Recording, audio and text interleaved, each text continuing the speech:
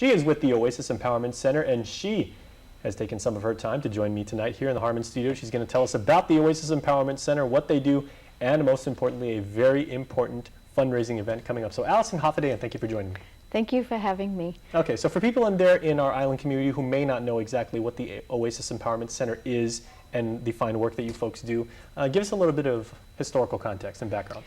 Okay, well, my husband and I first came to Guam 18 years ago, and we actually started the Lighthouse Recovery Center for Men. And when that was maturing, we really felt the need to start something for women. And so, you know, Lighthouse was started in the fine hands of Salvation Army, so we moved over after a little bit of fundraising to start something for women, because at the time there were no residential women's recovery services. And so actually we're the only women's center in Micronesia. Mm-hmm. So we're residential drug rehab. Mm-hmm. Now, truly, it's a labor of love, and can you shed a little light on, you know, exactly the types of services that you provide? Well, it is a labor of love, and we don't always win the race. In fact, today we are mourning the loss of a dear friend who didn't win her fight against addiction. So we really encourage anyone that's struggling, and to be truthful, every one of us knows someone who's recovering with some kind of a substance abuse problem. So we offer residential services, outpatient services, individual counseling, job training, different kinds of therapies. Mm-hmm. And what does this kind of work mean to you? And, you know, you've been doing it, you know, you've endeared yourself to the local community so much and everything like that. How does it make you feel to be part of the island community in this fashion?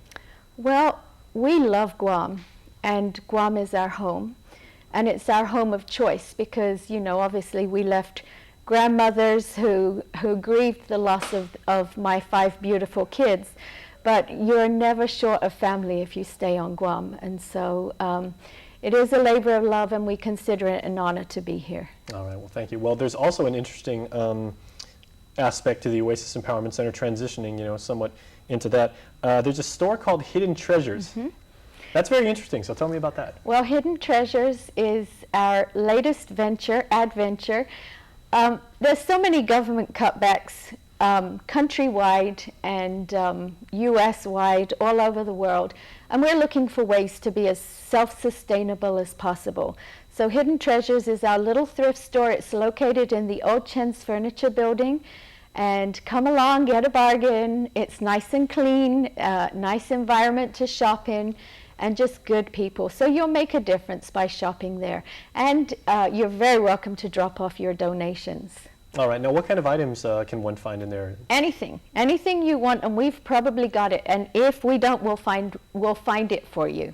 How about that? Now, I like old baseball cards from my youth and everything like that, so I'll definitely pass by and, you know. Okay, you know what? We'll put you on a hot list, and anytime we get baseball cards, we will give you a call. How about that? And then I think I've got some Lego sets also from my youth that I'd love to contribute. And there you so go. We'll talk about that after the interview, but let's talk now about the fundraiser that you've got going on, because the operational cost of what you do and, you know, the scope of the services that you provide, I mean, that is pretty substantial and everything. So what are you doing to raise funds for that? Well, just about every year, one of our daughters who was trained first in body arts with John Amiga Murphy and has been at Washington Ballet, Houston Ballet.